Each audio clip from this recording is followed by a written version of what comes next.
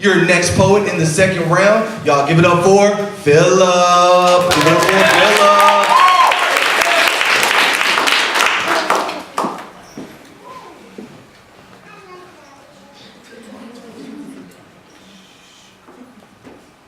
The mornings always start so crystal clear.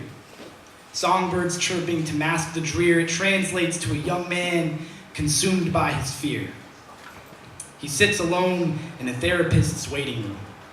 Fingers tremble, skin still in aftershock because he doesn't really know what got him here. He doesn't like to talk about it. His favorite shrink has always been the cacophony of short story symphonies scribbled away in composition notebooks. Nostalgia is his middle name. His mind went AWOL somewhere around 3rd grade. It started when his knuckles were still soft as blue suede, when he couldn't stomach the meals his mama had made. He's been waking up to a sky full of morning gray since his pops went away. His shrinks always looked at him like a grenade.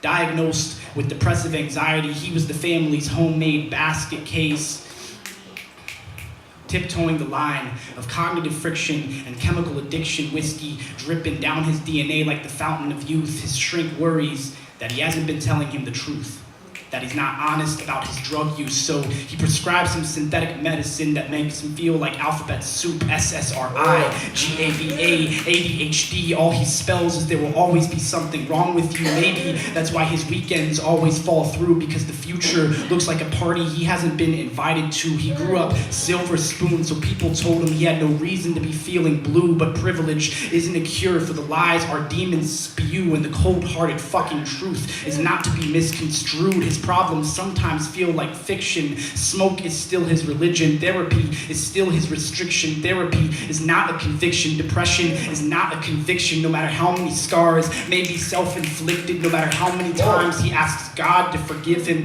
even if he swallowed enough pills to make his insides spill like a cracked dam, he wouldn't care if he was damned in his priest's eyes. The truth about suicide is that it just reduces us to tombstones. Like our bodies are just skin and bones, like our lungs aren't microphones. The truth is, I was meant to write this poem in the first person from the get-go.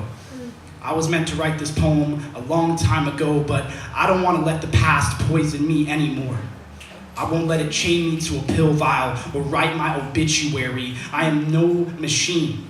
I am not a slave to serotonin or a neurological deficiency. The pen is mightier than the sword, so I chose to bleed ink instead of slitting my wrists clean. I chose to tell my suicidal thoughts to fuck off, please. I've got way too much life in me to cease breathing. I'm a vessel of electricity. I'm a beam of light, too brilliant for untrained vision. I am so much more than the storm in my ribcage.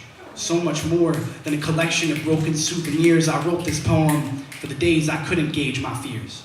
I wrote this poem for the days I was the center of my classmates' sneers, for the nights I spent drowning in alcohol and uncontrollable tears, for the half-hour therapy sessions that felt like years, for the people that told me to just get over it like my disorder wasn't sincere, for the times I got this close to the needle because I forgot the meaning of the word persevere, for all the times my mother drilled "I love you" into my ears. I promise you, tomorrow morning I will still be here. Eyes bright as lighthouses, the melody in my chest belting out into the stratosphere. The future is my frontier. Every day I wake up and remind myself the world would not be as beautiful without me still here. The world would not be as beautiful without me still here.